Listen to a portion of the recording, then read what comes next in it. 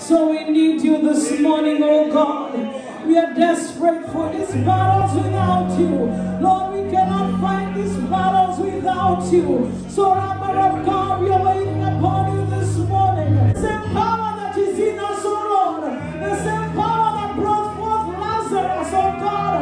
Oh God, resurrect us to a new faith. Resurrect us to a new belief, oh God. Resurrect us to understand you more, to love you more. We are gathered here together with one agenda, and it is you alone. One agenda, and it is you alone. Even so, come, we're ready for your presence. Come and change our eyes on you. Come, we're desperate, hearts are open. Jesus, come, quickly come. Even so, come, we're ready for your presence. Come and change our eyes are on you. What a beautiful name it is. Nothing compares to this. What a beautiful name it is. The name of Jesus. What a powerful name it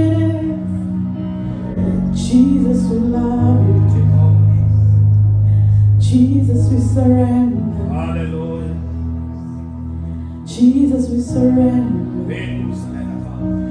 We surrender to your will. We do in the mighty name of Jesus. Lord, we bow before your throne today, oh God. We thank you because you are a destiny changer. We thank you because, Father Lord, you are a miracle worker. And we thank you because this morning, Father Jehovah, you have come through for your people, oh God. You have lifted burden over the shoulders of your people. And Jehovah, we worship you this morning. And even we commit the next few minutes unto you as we connect our spirit to the Spirit of the living God. May you come through for somebody in this house today, oh God. We thank you, Father Lord, because of your manifestation. We thank you because of your power. We thank you because of your glory. There's a kind of glory that is already hovering in this house, oh God. Father God, may you speak to your people in a mighty way. I pray for us fresh anointing, oh God, all over this house. For we pray this in Jesus' mighty name. And everybody in this house shout amen. Come on, somebody shout amen. Come on, somebody shout amen. Hallelujah. If you're in the house of God, just know that the Lord is moving in a mighty way. Amen. Moving in a mighty way. You know what? It's amazing because the Lord, let me tell you, before something happened in the physical, first of all, it happened in the spiritual realm. And it's a testimony because when my sister was speaking today concerning how we met on Thursday, let me show you how the Lord works in the spirit. Her family lives in Southern California, her daughter. And she was looking to come to Northern California, have the first birthday of her daughter, and on the top of that, she wanted her daughter to be dedicated. And what happened, she went online, as I understand, and she looked for DJ. And she was looking for the finest DJ in the Bay Area. And they found a Kenyan DJ called DJ Slim. And they made contact and they talked about how he's gonna come and do the occasion and everything. And DJ Slim, when they were talking, they asked him, do you know any pastor who can come and dedicate? And DJ Slim said, I'm gonna give you my best friend, Pastor Mboro, because DJ Slim and I are good friends. And he said, I'm gonna call, this is my pastor, and I know you're gonna be in good hands. And she called me, your daughter, that's how she called me. You guys didn't get to know the story. That's how she called me. And she called me from Southern California and she told me what she was looking for. And I told her, don't worry, we'll come there and I'll pray. And I know that the Lord will take over. And when I went there on Thursday, the minute I stepped into that house, when I went there, the first thing I met, I saw pastor, I saw bishop, and I said, oh my God, now Father, what do I do? I'm here to dedicate it, but now Father, I find bishop, I find apostle, and I say, God, only you can take over. Amen? Only you can take over. And let me tell you, church, for me, I've been taught how to honor. And I say, I cannot be able to dedicate this child with a pastor and a bishop in the house. I said, Bishop, can you please give me permission to dedicate? Amen? Can you please? Because if the bishop say no, let me tell you, I'll tell your daughter, please, I'm leaving. Go in peace. Amen? A bishop and the pastor, who is the father, they were gracious and they gave me the go ahead. They said, please, dedicate. Yeah. Hallelujah. And that was the first test. I knew that the Lord is in this house. Amen. And the minute when we started the dedication, we didn't even have to pray. We didn't have to pray. By the time we started, the Lord took over. Hallelujah. The Lord took over. And there were destinies that were being changed.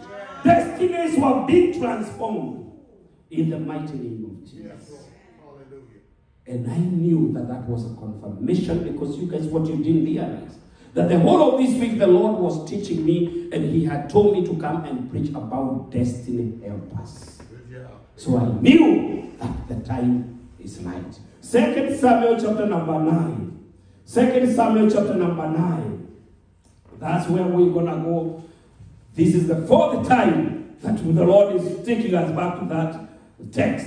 But the Lord, every time I preach it, the Lord is bringing something, a different revelation. 2 Samuel chapter number 9. Let's start from verse number 1 so that I can show you where the Lord wants us to focus on today. Amen. And I want you to turn to your neighbor and say, Pastor, I want to talk about destiny helpers. Amen. So by now, I believe everybody in this house knows about this.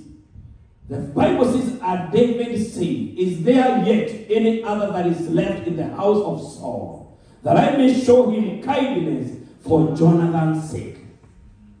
Everybody should know this text by now. Let's go to verse number 2. And verse number 2, the Bible says, and there was of the house of Saul a servant whose name was Ziba. Somebody says Ziba. Because that's the person that I want to focus on today. By the name of Ziba. And when they had called him unto David, the king said unto him, art thou Ziba? And he said, thy servant is he. Amen. And now when you continue down, you will find that he said there's a man by the name of, not Ziba, by the name of Mephibosheth. We've talked about Mephibosheth, we've talked about Mephibosheth, we've talked about Mephibosheth. But today, we want to talk about Ziba.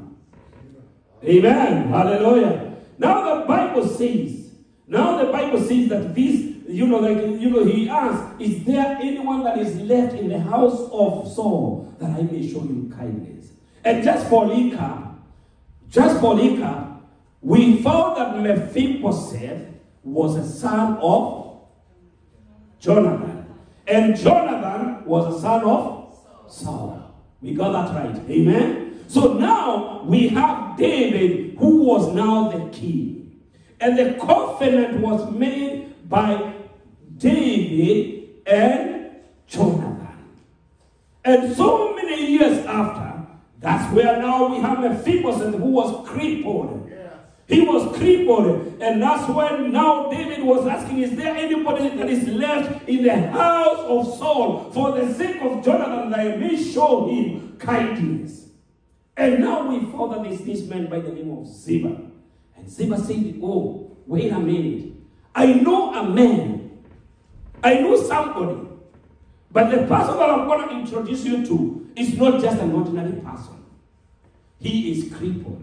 And he doesn't even live in the city here. He lived in a place that is desolate called Lo-debar. And the word Lodibar means desolate or isolation. He is living in isolation because nobody wants to see him. Even himself, the way he lives, he doesn't live a present life.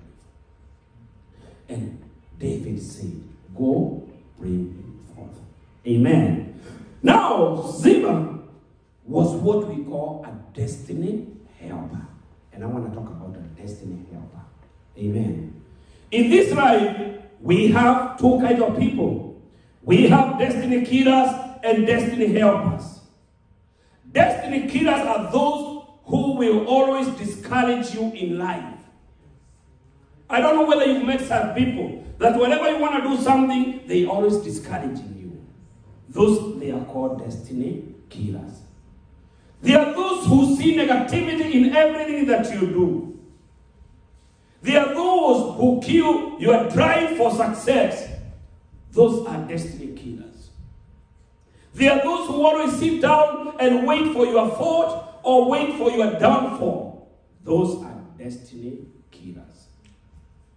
And let me tell you something, church. Destiny killers are not necessarily your enemies. They could be your friends.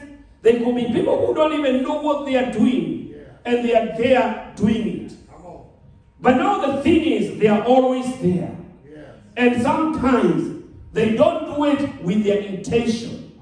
They do it because that's who they are. And those are destiny killers. And I thank God because in this house we do not have a destiny killer. Hallelujah. Somebody give God praise. Hallelujah.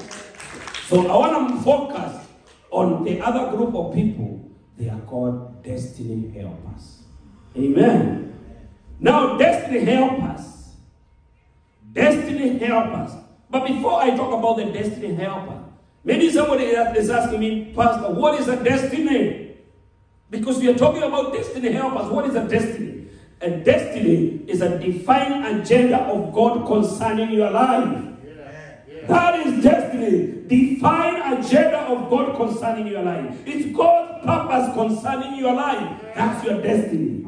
Hallelujah. Now, when we talk about the destiny helpers, we are talking about the people that will help you to get to the agenda of God in your life. We are talking about the people that will help you to get to God's purpose concerning your life.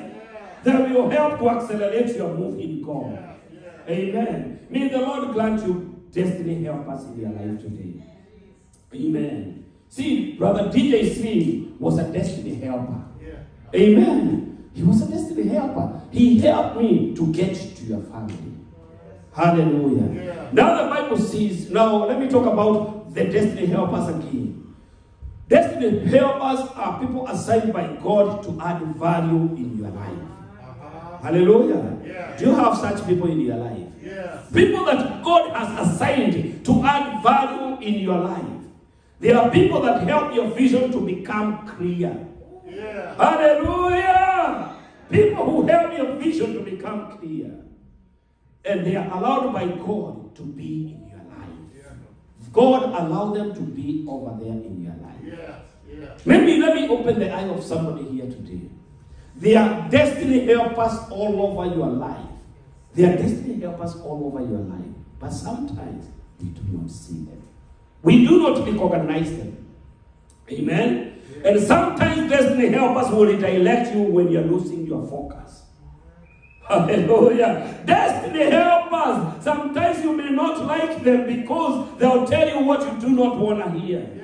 Hallelujah. But they are still your destiny helper. Amen. They are your destiny helper. Sometimes you engage yourself in the fight with them because what they are telling you is not what you want. Hallelujah. But they are your destiny helpers.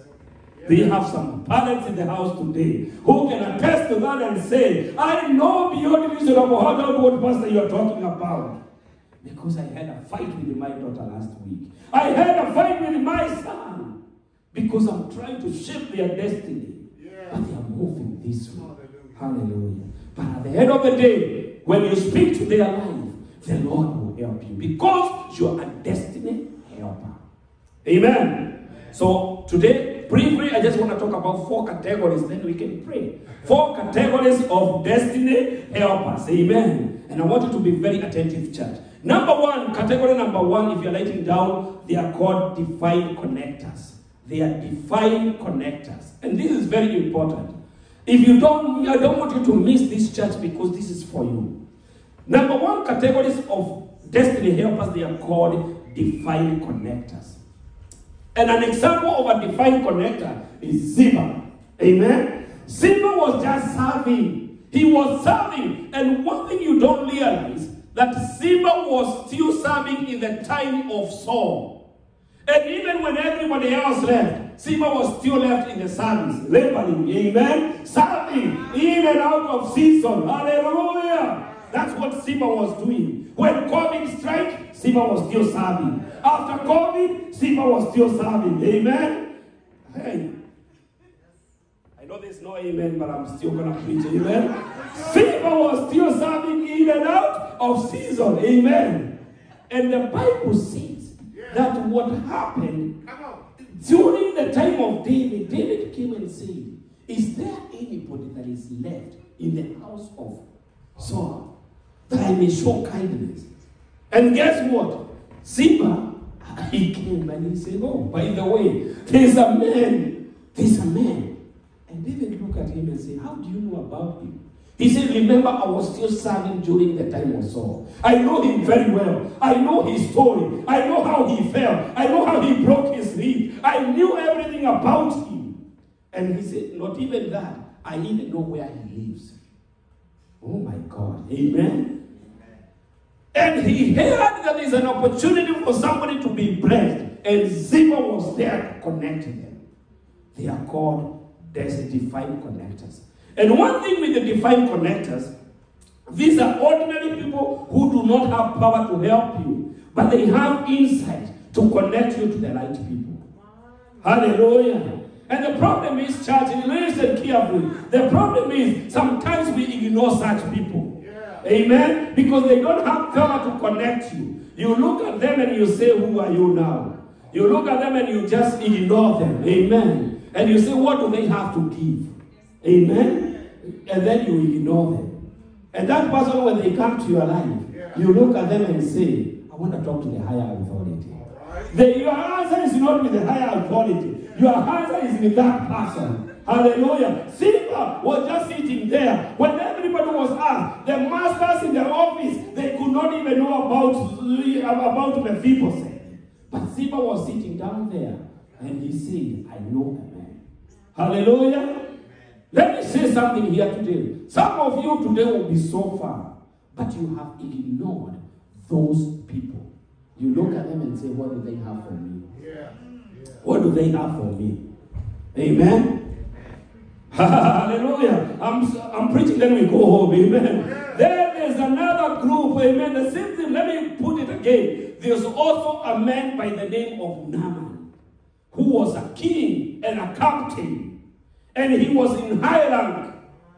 But the Bible says there's one problem with him. He had leprosy. And one day when he was still there, and everybody was worried about his life, because this man, he is the captain, he has money, he has everything, but he is sick. And the wife was so desperate and she was looking who can help. And the Bible says that there was one little maid. They even call her a little girl who was a maid. She was working. She was a house helper. And when she was busy dusting the house, she looked at Naaman. And he saw how this man was ashamed. He was in pain. And the little girl said to Madame of the house, he said, Madame, I wish you can take Papa to my prophet. Because my prophet, I've seen him healing people. I've seen him speaking word to people and they receive their healing. And Madame listened to her. One thing I can tell you with the Madame, she had treated this girl right, that they can be able to communicate. The problem with us is sometimes when we go higher in rank, we ignore those people who are down there. They may have your answer in Jesus' name. Hallelujah. They may have your answer in Jesus' name. And this girl is saying, I wish he can go to the prophet Elisha. And the girl and the madam listened and he said, you know what? We have tried everything. We have paid the money and nothing has happened. Let's go ahead and do what you have said. And when they went there, the Bible says that even when Naaman went to Elisha had nothing to do with him. He could not even lay hands on him. He said, man, just go wash yourself in Jordan River and you'll receive your healing. And Naaman said, a man of my caliber, I thought you were going to come down with a red carpet and receive me. And you thought that you were going to tell me to go to the pool and wash. But now you're telling me to go to Jordan, which was a dirty river. And you see, the prophet said the word is spoken already. Go and act as per the word of God. Somebody give God praise. Hallelujah. When we talk about destiny helpers, they may come in the form that you do not expect. Amen? That's how they come. But this is the thing. Now I'm preaching to the church today. For you to receive your word from a destiny helper who is like that kind, you need a spirit of discernment. Amen. You discern them and you see them when they come. Hallelujah. You also need humility. Because only humility can help you to listen to somebody who is in low class than you are. Hallelujah. It could be that homeless person that you call them homeless and they have a word for you. Praise the Lord. It could be somebody that is not educated and you are very educated. And that person will have a word for you. Hallelujah. Praise the Lord. It could be somebody that just come to your house and they just look at them and they say, Mom, you know, the person that I used to work for, this is what they used to do. And they may have a word for you. Yeah. Praise the Lord. Hallelujah. Are we clear with that one? Yes. I want you to start looking for them and see them. And if you have ignored them, learn quickly and grab your word. Amen. Maybe they have your answer. And you'll be so looking and you're like, wow, how now? Category number 2 is man of access and influence. Amen? Man of access and influence. So these are the people. Sometimes, you know, we don't have access to the gate. But you need somebody with a track record who can access the gate for you. Amen? Sometimes you may need somebody who can open the door for you, somebody who have a name. But sometimes what we do, we also ignore such people. When the Lord blesses them and you see them elevated, instead of connecting with them, you see, who do they think they are? I can do better than them. And the Lord says, no, you can't do better than them. You need to connect with them because they may have a word for you. Somebody say amen. They have a word for you. They have a key for you. Hallelujah. But you have to be willing to connect with them and celebrate them in the name of Jesus. Hallelujah. You connect with them. You go to your place of work and you see your boss is so young. And you say, what does she think she is? You know, let me tell you, you need to honor her even though she's younger than you. Because she may have a key for your success in Jesus' name. Praise the Lord. Look at Elijah and Elisha. Elisha looked at Elijah and knew that what kind of a man he is and an anointing he is. And I know Bishop in the house today, and I don't want to make a mistake, but let me tell you, Elijah was not one of those present guys that you can think about. The Bible talks about how he used to live in the desert. Amen. The Bible talks about how if you look at the clothing of Elijah, how he used to dress, which was the same thing with the John the Baptist. He was not somebody that was dressing with a suit and a tie. It was not a kind of a person that was being approached easily. And the Bible says that Elisha told him that I am going to follow you until you are taken up to heaven. He endured in the name of Jesus. Our elder talked about perseverance. Elisha persevered with Elijah. They go to Bethel, he moved with him. They go to another city, he moved with him. They do everybody left him alone, but Elisha kept on following him and following him without stopping. Hallelujah. There are so many people who give up easily. You follow one stop, the second stop, you throw your heart. You come to church one service, the next one, I'm going to come after 3 months.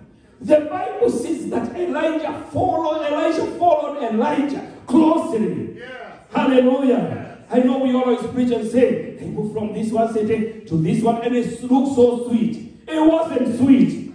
Yeah. Elijah was not somebody to be followed that easily. Amen. Elijah was not a man.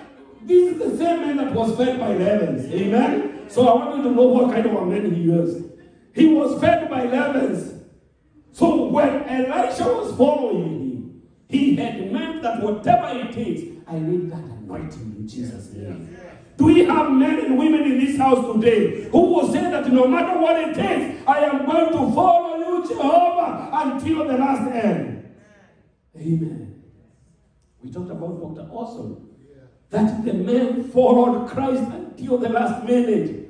The one was telling me that when this man was just about to die, he was still sitting, and when he was hallucinating with the preaching to the people. Where are you? Is your heart right? Is your heart right? Is your heart right? It takes perseverance for you to get that kind of level. Amen. I'm waking up, amen. But I've only preached about 2. Do you want me to continue? Hallelujah. So you need those people who have that dimension, and you need the grace to follow them. Persevere until you get there. Number 3, you need, this category is called category of their destiny helpers. They are called gifted people. Category number 3 is called gifted people and their destiny helpers. Gifted people. Sometimes in life what you need is to surround yourself with gifted people. Amen. For a ministry, let me talk about the ministry. For a ministry like JICC to succeed, we need gifted people who can come and worship the Lord and bring heavens down. That when we come to minister the word, if the gift is already manifesting itself. Hallelujah. We need gifted people. You need gifted people in your life. You need gifted people. Amen. Like the elder what he was saying, when we come to giving, we don't need somebody that will struggle in giving. We need somebody who will say, God, if it's for your kingdom, I am going to give whatever, Lord, you want. Because I want to make sure that your house done. Amen. That's a gift. Amen. But some people, when they give, even you give $10, you have a story for a whole year. You know? But the Lord is looking for men and women that will come and look at the house of God and say, by God's grace, I am going to transform that house. Well, what God has given me. It's called gift. God give you a gift and you say, by God's grace, I am going to make impact for the house of God. Hallelujah. You may not preach like Pastor Bono, but you may give, you may do something that will change people's life for them. Hallelujah. You may not sing like our sister Shiko here, but it's something that you can do that will transform people's life for them. Give. Let me tell you something here, church. Can I start something in the environment here? Your gift is not for you to keep for yourself. Amen. When you keep the gift for yourself, it will do nobody no good. God has gifted you so that you can be a blessing to the nations. God has gifted you so that your gift will open doors for you to dine with the kings in the name of Jesus. Hallelujah. Hey, let me preach it a little bit here for somebody. When you hear about the gift, you try to pursue and say, but I can't sing like so and so. And let me tell you, the Lord is saying that I have a gift for you. And the kings are waiting for you to go and dine with them. But you are busy pursuing this line. That's not your line. Pursue your gift. Stay in your lane. And when you stay in your lane, the Lord will bless you. And that gift is what's going to open the door for you. To dine with the kings is the word of God that says that. Amen? So if you have never dined with the kings, if you have never dined with the greatness, can I challenge somebody here? It's because you have not been activating your gift. Yes, that's the way to say it. If you haven't found yourself having access to the kings, how do you access to the kings? You access to the kings through your gift. Hallelujah. Through your gift will open the doors for you. Yes, it will. And everybody in this house has a gift. Amen. There are people who have a gift of smiling. That's it. It's a gift. Amen. They smile. The house of God transforms the atmosphere. Come on now. Amen. You just don't even know how gifted you are. There's somebody who can never smile. You try to even tell them stories and even try to give them jokes. Smile, you have to do it from now. There's some people who just smile easily. Amen. So you never know what kind of a gift that God has given you. There are people who have a gift and the grace that when you are hurting, they will just come to you. And the minute you spend 10 minutes of your time with them, just 10 minutes, you transform their life forever. Amen. But there's somebody that you can even spend 10 hours with them, who you start hurting even more. Gift, amen, will open door for you. So the Lord is looking for men, people that will look for people who have gift, who will add value to your life. Let me say something here. Our brother, Dr. Awesome, that we just talked about, we can comfortably say that this man was a gift from God. Amen. He was a gift from God, and he brought a gift, his gift to the house. He came here when the church was young. He was able to train men. He was able to talk to the little children. He was able to be a grandfather to the house. That's a gift. Amen. Hallelujah. Even when he was still not able to communicate, he will come and stand here and preach the word of God. Hallelujah. He said that's a gift. And your gift will open doors for you. Praise the Lord. Define, those are called gifted people. Amen. So I've given you 3. Are you ready to go home or you want the 4th one? Hallelujah. Amen. Number 1, what was the first one? Divine connectors. Thank you. Praise the Lord. And may the Lord bless you, my sister. Somebody just lift up your heart and just pray for that offering in the name of Jesus. May the Lord God bless you. May the Lord water your life right now. In the name of Jesus. In the name of Jesus. I pray for miracles and wonders to start working over your life today in the name of Jesus. I pray that your destiny will be changed in the name of Jesus. That whatever you've been praying for, whatever you've been trusting God for, I pray that this will be your day in the name of Jesus. That the Lord will remember you. That the Lord will remember you. That the Lord will remember you and your household. Yes. Everything that you've been praying for your children, I prophesy right now in the name of Jesus that every word that you have spoken over your life, over their life, will come true. That whatever you have desired over their life, that the Lord will make it happen in the name of Jesus. And the last one, the last group of destiny helpers, they are called servants. And this is a very rare to find in the world that we are living today. We live in a world where everybody wants to be on the top and nobody wants to serve. But the Lord is saying that for you to get to top, you have to serve. The Bible talks about Jesus himself. That for him, before he started his ministry, he had to go to John the Baptist to be baptized. Jesus knew that he had the power. He knew that he was the Son of God. But he went to John the Baptist to be baptized. And when he went to Jordan River, the same river that Naaman was sent, the Bible says that he looked at him and he said, I'm not even worthy to tie your shoes. And Jesus said, please do it. Baptize me. And the Bible says that when John the Baptist baptized Jesus, the Bible says that heaven opened. Somebody say amen.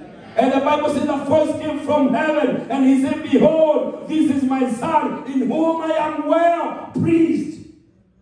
Because the servant has arrived.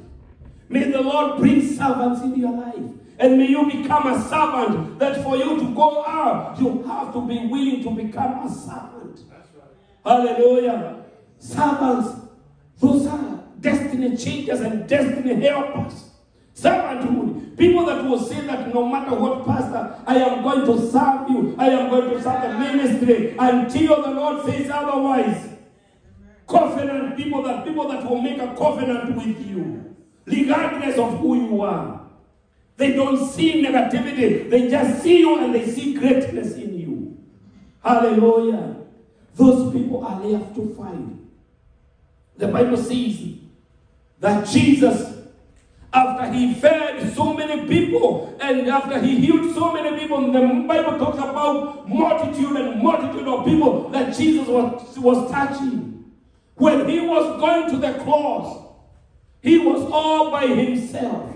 And only one man by the name of Simon, who was an African, was the only man that came and said, I want to carry a cross for you. Master, I want to help you to carry this cross. And Jesus, everybody else, every multitude of people who were celebrating him were the same people that were saying, crucify him. When you see people clapping and celebrating you, don't make a mistake and think that they love you so much. When it comes to that side, it takes a servant heart who will say, let me help you to carry the cross. Let me help you to carry the cross. I don't know why, but the man was an African. But I thank God that, praise the Lord, that we have the heritage of African. That we know the servanthood.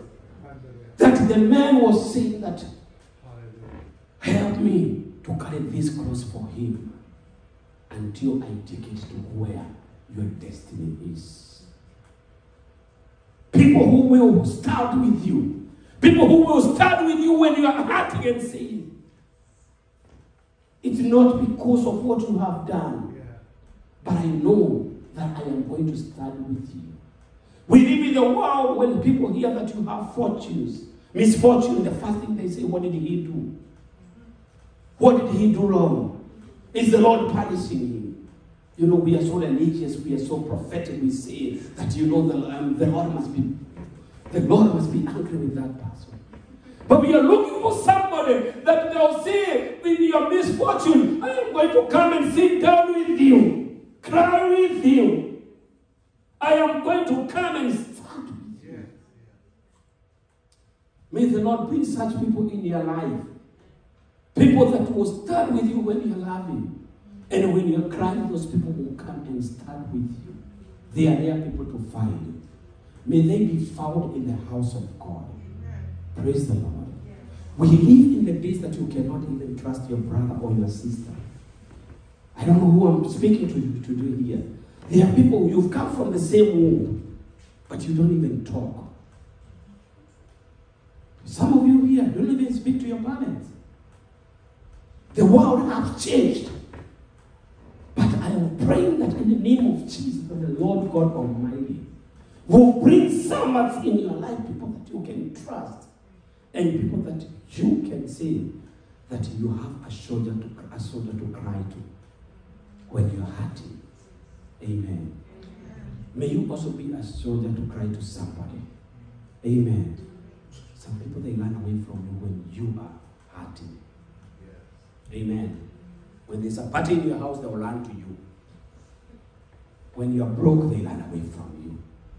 May the Lord bring people that even when you're sitting in the street, homeless, those people will come and say, I came to bring you food so that we can eat together. Amen. Those people are there to find. But those are destiny helpers, because it's just a season that we are going through. Amen. And a season comes and goes. No season lasts forever. And that was as we stand up on our feet. The Bible says that after the flood, let's stand up on our feet. The Bible says after the flood, that God gave Noah a label. And then he says, as long as the world lives, there will be season and seasons will come and go. Hallelujah. I don't know what season you are in, church, but seasons don't last forever. May the Lord help you, and may the Lord give you destiny helpers that will help you to get to the next season in the name of Jesus. It's in you, Lord. We know there's more than found in you. It's in you, Lord. It's in you, Lord. In you, Lord. It's in you, Lord. We know there's more than found in you. It's in you, Lord. It's in you, Lord. It's in you, Lord. We know there's more that's found in you. Everybody raise up your hand this way. The anointing of God is right now. The Lord's presence is mighty here. So open your heart to receive your destiny helper. Yes. Who is going to connect you. In the mighty name of Jesus Christ of Nazareth. Yes. Living waters. Yes. Flow. One thank you for the work that you give to us through him. One thank you for your children here. One thank you heard our prayer. We know that, Lord, from today onwards, you are going to connect us with the destiny helpers. And Lord, things are going to turn out for good for each and every one of us. And Lord, your children are also going to support your church, and support the man of God, and do your work and be used by you to win souls for you. We want to thank and trust for the prayer. In the mighty name of Jesus Christ our Lord, we pray thanksgiving. Amen. Even so,